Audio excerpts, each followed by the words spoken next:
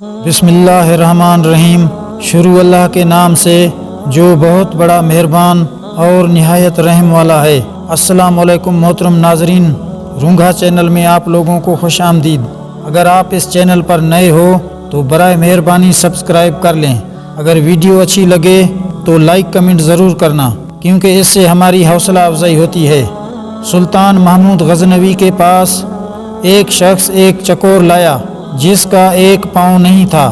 جب سلطان نے اس چکور کی قیمت پوچھی تو اس شخص نے اس کی قیمت بہت مہنگی بتائی۔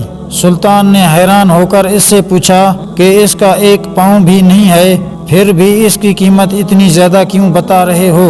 تو وہ شخص بولا کہ جب میں چکوروں کا شکار کرنے جاتا ہوں تو یہ چکور بھی شکار پر لے جاتا ہوں، وہاں جال کے ساتھ اسے باندھ لیتا ہوں تو یہ بہت عجیب سی آوازیں نکالتا ہے اور دوسری چکوروں کو بلا لیتا ہے۔